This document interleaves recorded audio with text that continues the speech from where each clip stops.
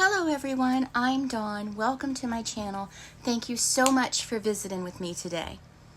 If you haven't already, please consider subscribing to my channel, The Cutting Board. We do all kinds of things here. We discuss true crime, we do DIY, SFX makeup, we do hauls, lifestyle videos, food content, and most importantly, at least to me, Disney content.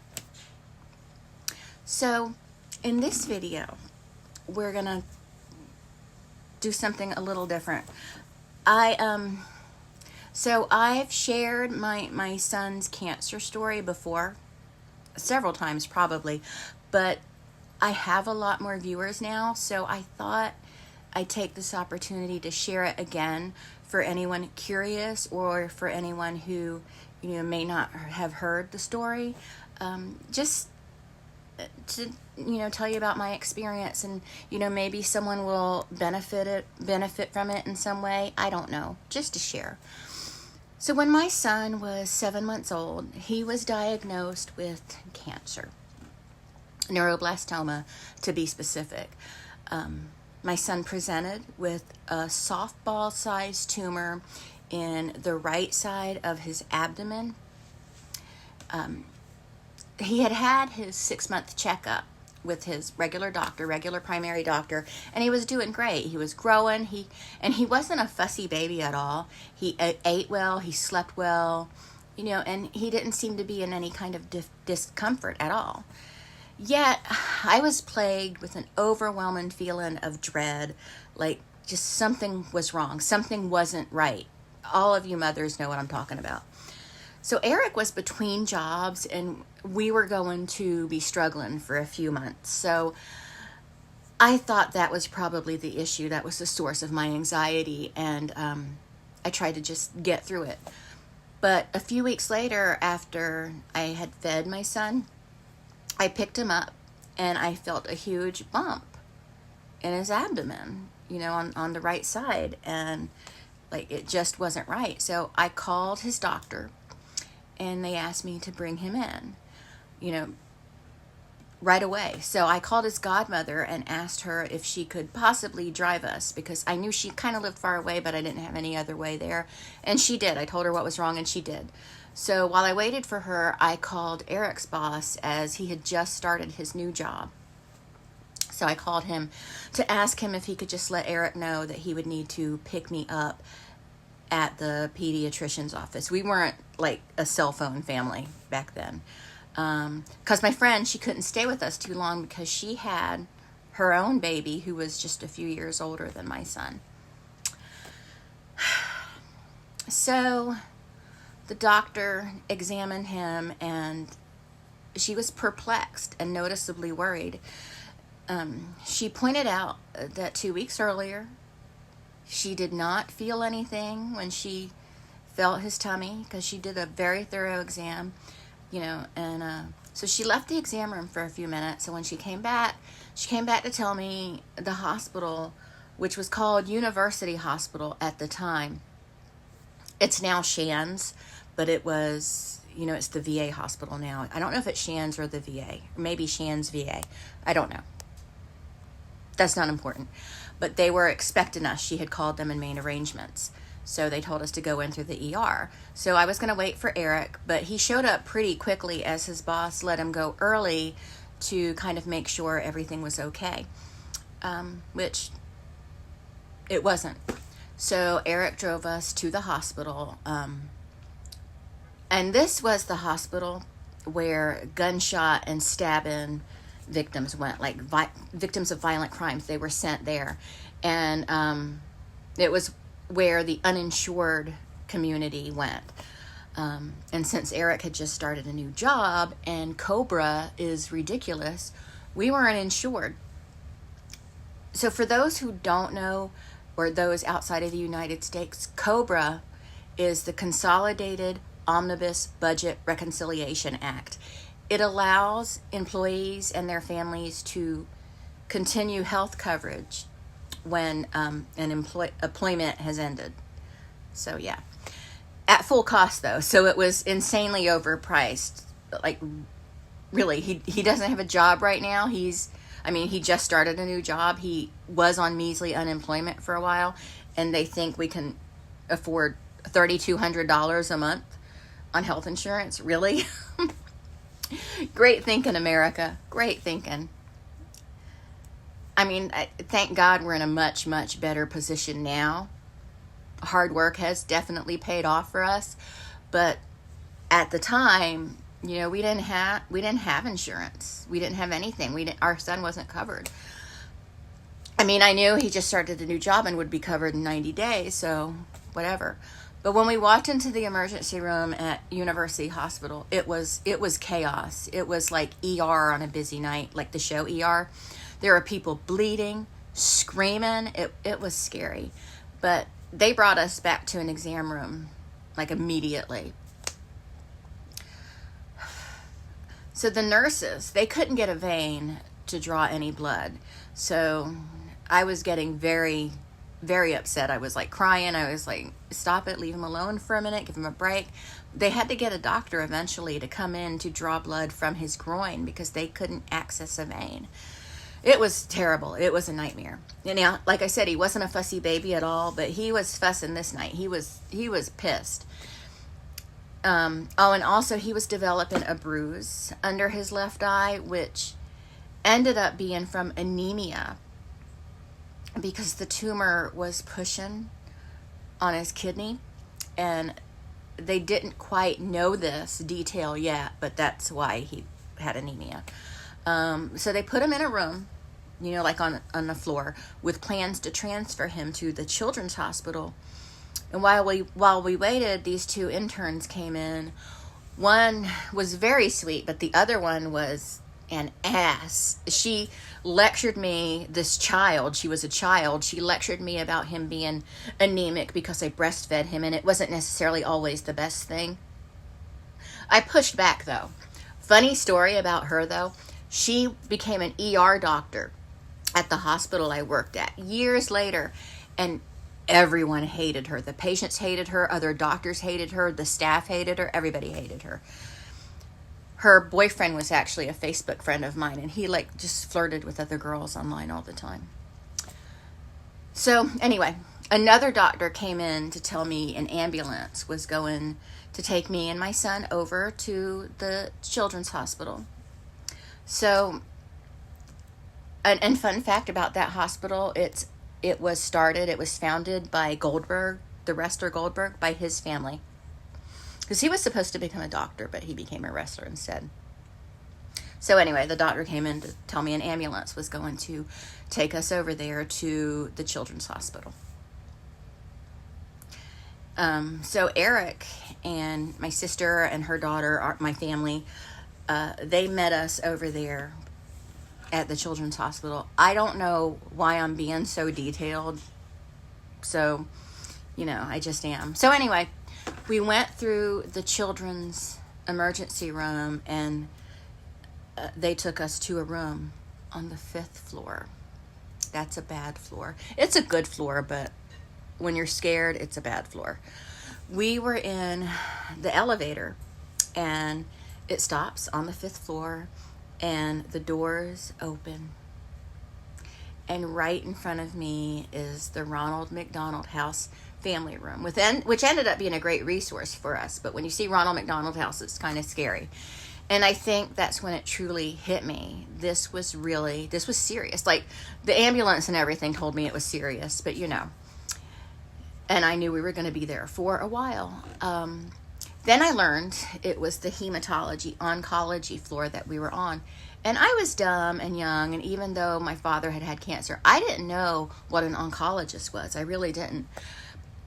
So I asked an intern who came in the room to speak to us what kind of doctor an oncologist was. And I could tell he was uncomfortable. And he looked down at the floor and said that it was a cancer doctor. But I think I already realized we might be looking at cancer here, but I didn't want to accept it. So after many tests over several days, one of his new doctors came in to tell us that it was neuroblastoma, stage 4, with marrow involvement, and He said they didn't know what caused it, but they do know how to treat it, and that he told me we're going to treat this very, very aggressively. So they sent us home for the weekend, and where I stupidly started researching. This was pre-Google. It was just, and it was a nightmare. If you are ever faced with something like this, particularly involving your child, stay away from the internet. Stay away from the internet unless you are truly able to take it all with a grain of salt, because it was heart-wrenching for me. And there is a lot better information online now, but still, the internet isn't your doctor. It's just a tool, and remember, it's just a tool. And you will read horror stories, and it will really tear into you mentally. So just my advice. The care team was amazing. They were so helpful, so great. He had social workers who were able to get him approved for many services right away, many programs that we didn't even know would be available to us, and he was able to get everything. He was eligible for SSI, and the approval was like, it was lightning quick, which was really weird. They had said children with cancer were automatically approved, and that wasn't exactly how it was, but it was. But we'll get into more of that right now. So for SSI, while in treatment, regardless of the parent's income, it was automatic. So the details are kind of murky on that, but while on active treatment, the Social Security Administration did not look at our income. They didn't look at it at all. But after, if my memory is correct, after he completed active treatment, they did. Now, the Social Security Administration states now that children with cancer are not automatically approved for SSI. But all the families that we met at the time in the cancer ward were automatically approved. They were, and it was quick, like super quick. Mind you, this was 25 years ago. They use what's called a compassionate allowances program to expedite for certain severe conditions. Now, approval still requires meeting specific criteria, but we never submitted pay stubs, tax information, or any financials. We never submitted any financials, at least not in the first couple of years. So the Social Security Administration says under the Compassionate Allowances program, expedited review can take as little as 10 days. But it was significantly less than 10 days. It was like that. Like back then it was. And I remember because it was just so fast that I was amazed that it was so fast. It was approved during his first hospital visit after his official diagnosis was made. But really, don't quote me on any of this because it's probably completely different now. I'm relying a lot on my memory, okay? So if something like this comes up for you or your loved one, or you're dealing with something like this, do your own research. Do your own. Don't watch this video and be like, well, Dawn said, don't do that. But now I'm going to provide you with information that I have that is more current. So if you need it, this is just a jumping off point.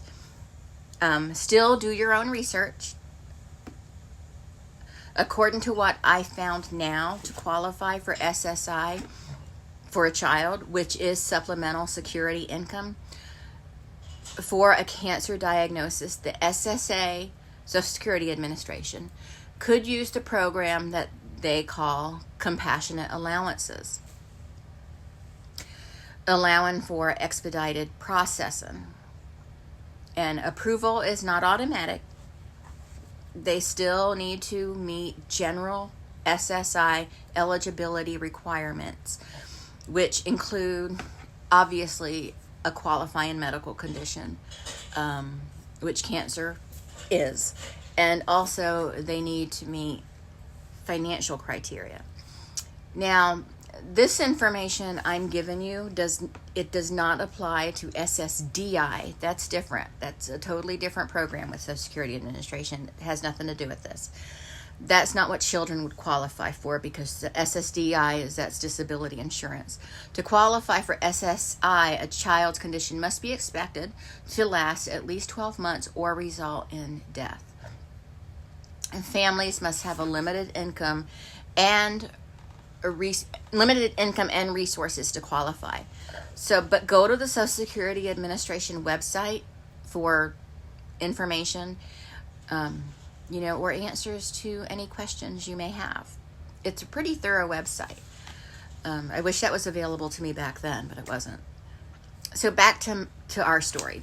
He underwent multiple rounds of chemotherapy, radiation, bone marrow biopsies, surgeries, port placement, and a stem cell transplant, plus multiple hospital stays for neutropenia. He didn't really seem to mind any of this. He was such a happy little guy. The hospital staff, they did such a great job creating like a fun, vibrant environment. He didn't know he was supposed to be sick. He didn't know he was supposed to be miserable. He was just a baby and he was loving life. So after his first round of chemo, we couldn't even feel the tumor anymore. I mean, within 12 hours after the first round, it had shrunk extremely quickly. And they continued chemotherapy for a few months. It wasn't every single day. He was on and off and on and off. So he had this whole roadmap book. I wish I had it so I could show you. I don't know where it is now. So he was diagnosed in July 1999, and in January 2000, that's when he had his tumor resection surgery. And then they continued him on maintenance chemotherapy. They still had the bone marrow to deal with. And the following, I think, May, he started radiation on the abdomen. And he got 3 teeny tiny little blue tattoos, little blue dots, like on his sides and then in the middle, so they would know exactly where to do the radiation each time, because it had to be exact.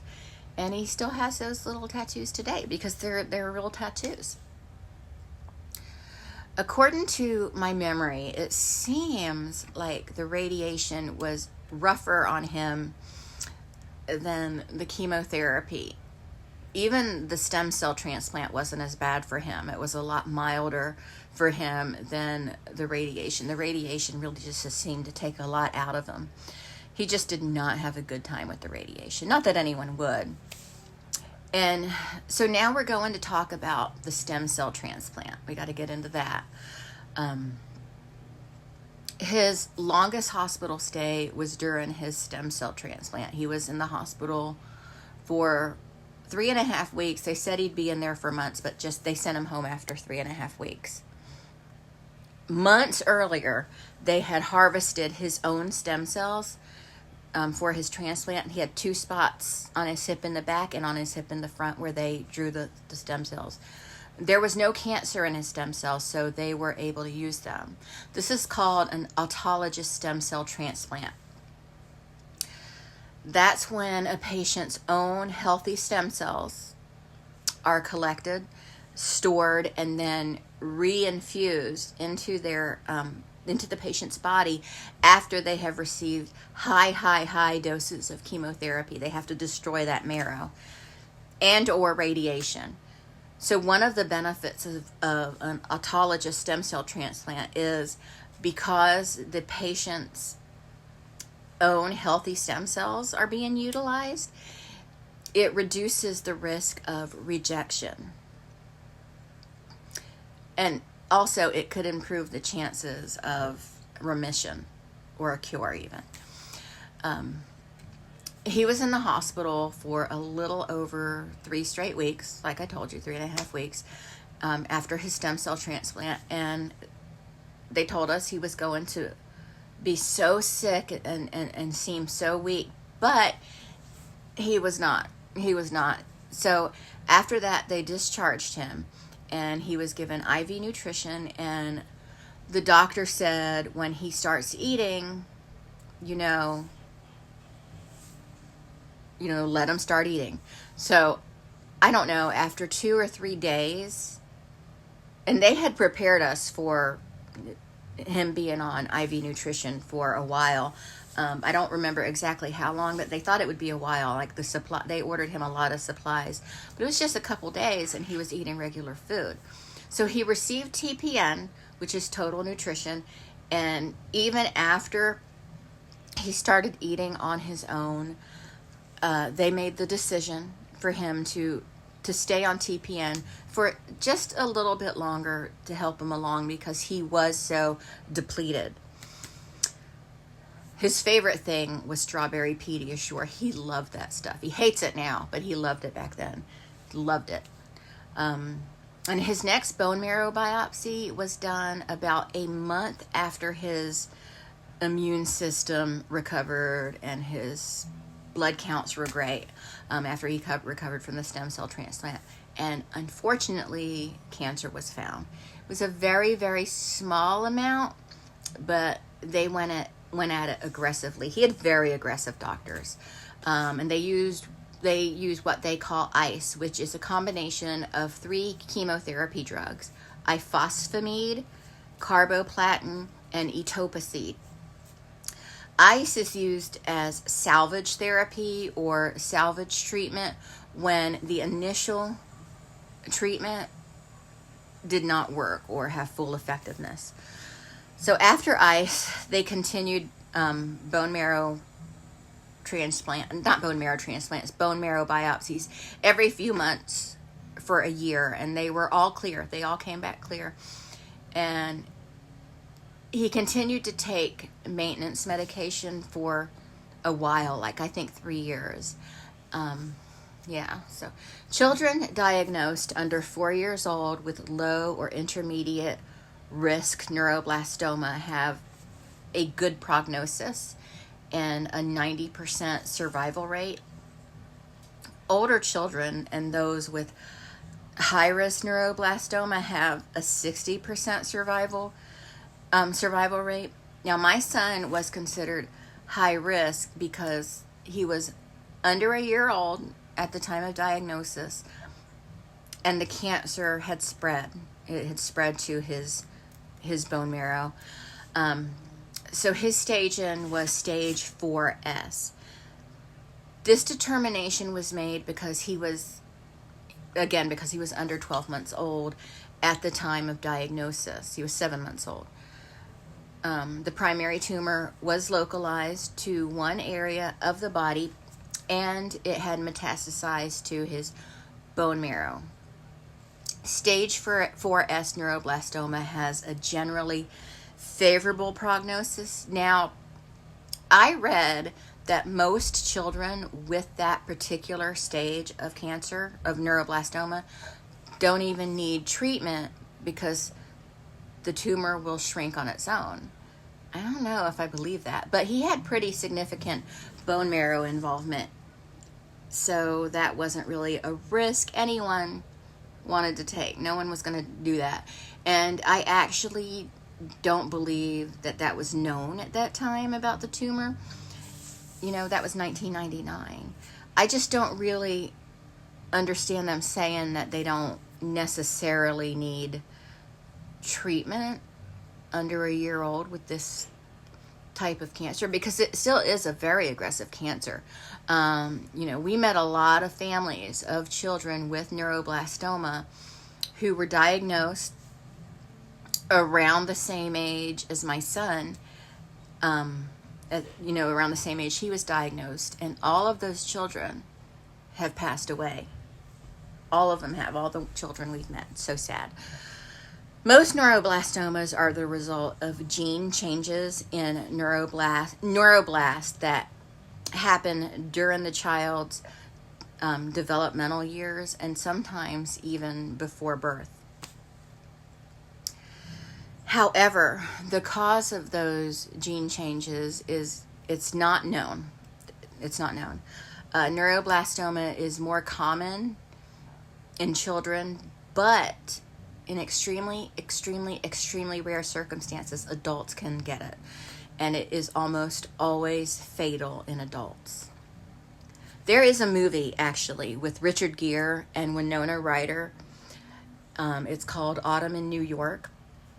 And Winona's character, Charlotte, has neuroblastoma and a tumor near her heart, which is extremely, extremely rare. But the movie pisses me off because, first of all, it romanticizes a horrible, horrible disease that hundreds of children deal with every year. Leave it to Hollywood, right?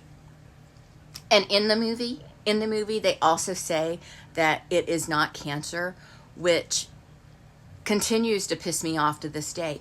Neuroblastoma is cancer. It's never not cancer. It's treated with chemotherapy, radiation, stem cell transplant, surgeries. They have biopsies. It's terrible. It doesn't discriminate, and Richard Gere's love isn't going to cure it.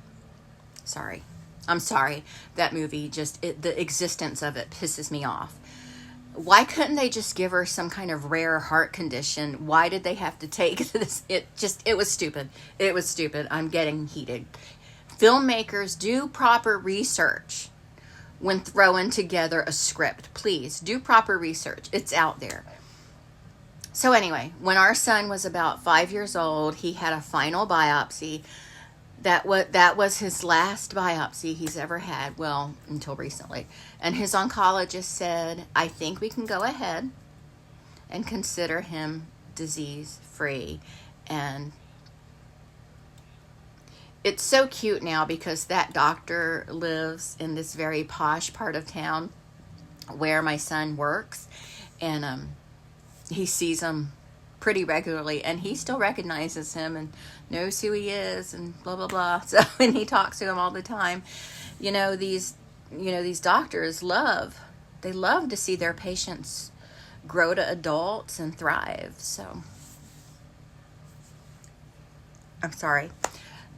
Now, last year we did have a bit of a scare. He had developed a tumor on the top of his foot, which is not where neuroblastoma would grow. Not normally. I guess it could grow anywhere, but that would be very weird. But with the treatment he had, some of the late-term side effects is developing another cancer, though it is, again, extremely rare.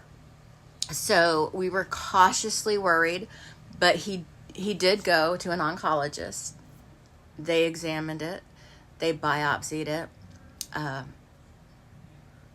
There were no cancer cells, but they did have to remove it because, it was bothersome. It was causing him pain, especially when he wore shoes. So they removed it. And if they sent that to pathology as well, and everything was fine. It was perfectly fine.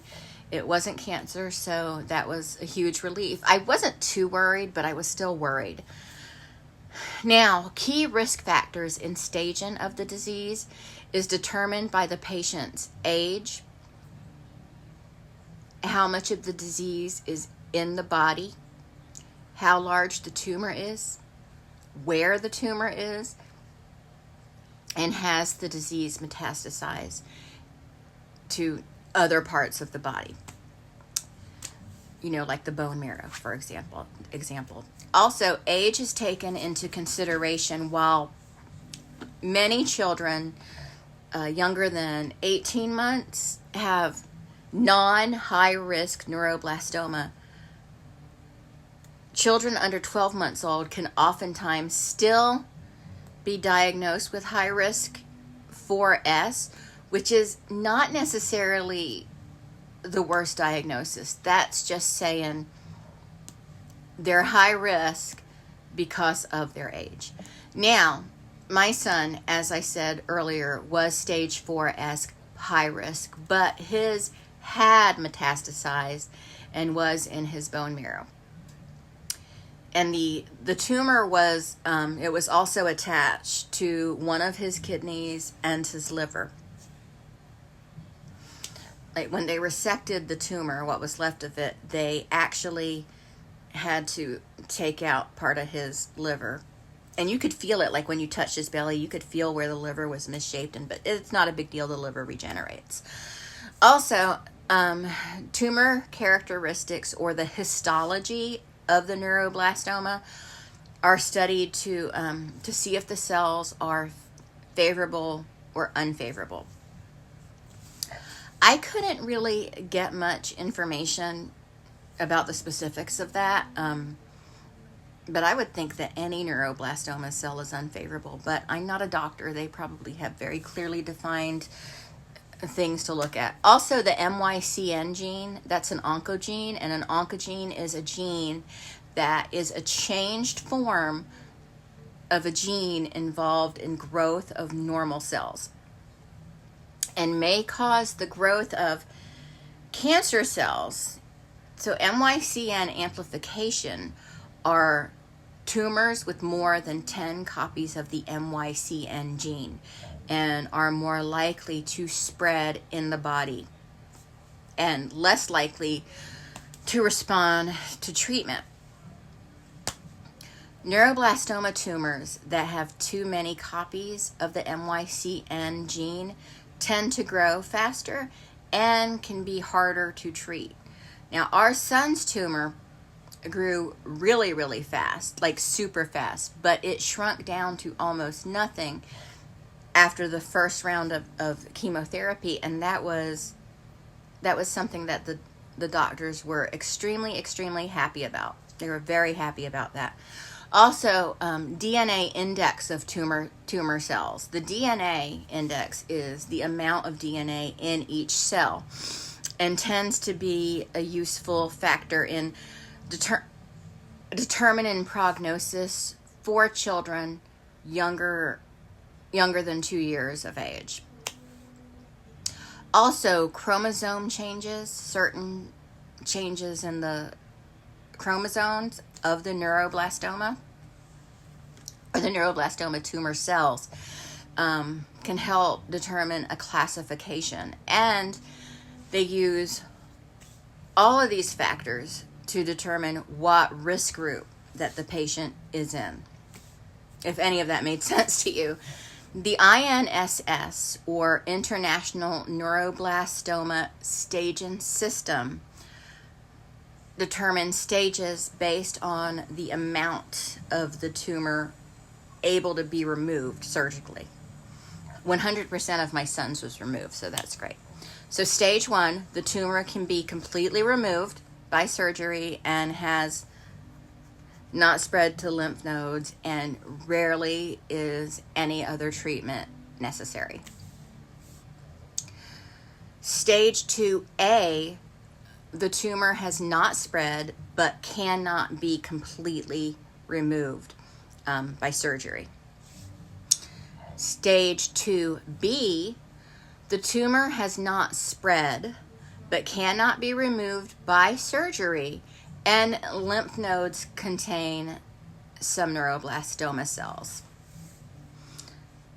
Stage 3, the tumor has spread to regional lymph nodes or crossed to the other side of the body. So generally it stays on this side, but it moves over on that stage. Stage 4, the tumor has spread to distant lymph nodes, bones, bone marrow, liver, skin, and or other organs. Stage 4S, the tumor is located only where it started, as in stage 1, 2A, or 2B, and it has spread only to the skin, liver, and or bone marrow in infants younger than 1. And surgery is not always a treatment option. So then there's the International Neuroblastoma Risk Group Staging System, INRGSS. It uses imaging such as CT and MRIs and MIBG scans to determine the stage of the disease and decide on alternative treatments for the disease. And the stages are classified into 4 categories. L1, the tumor has not spread. L2, the tumor has slightly spread, but has at least one image-defined risk factor, or IDRF, which is a feature seen at the time of diagnosis that indicates a poorer neuroblastoma prognosis.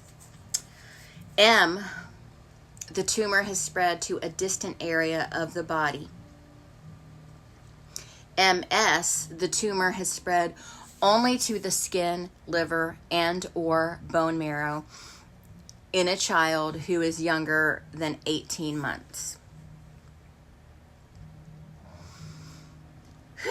According to the National Cancer Institute, only about 4% of the federal budget for cancer research is allocated to pediatric cancer. I'm no scientist or a mathematician, but that just doesn't seem like enough. Now, adult cancers receive 96% of the federal cancer research budget, and then only 4% for the kids. And while childhood cancer research can benefit from the findings of some adult cancers, more money really should be allocated to childhood cancer research. I mean, it's our children. That's not taking anything away from the importance of adult cancers. That's not. The disparity is definitely due to the rarity of pediatric cancer. And also, unfortunately, the lower profit potential for pharmaceutical companies, that develop treatments for those cancers. Because money isn't in the cure. Money isn't in the cure. The money is in the treatment. If you cure cancer, people aren't going to make money off of it, Not anymore. And in December 2024, funding for childhood cancer research was cut from the U.S. spending bill. Pediatric cancers are the leading cause of death by disease in the U.S. for children and young adults under the age of 20.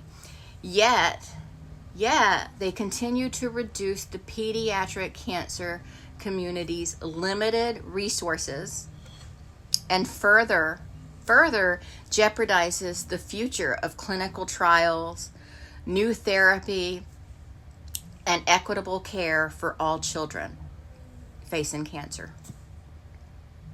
So that's it for this video. If you have any questions about our experience or our son's experience, or anything of that nature, anything related, feel free to email me. My email is in the description of this video, and I will be happy to answer any questions that I'm able to answer, or I can refer you to other sources. There is a wealth of them online. So thank you so much for watching and listening to our story. I will talk to everyone later. Bye-bye.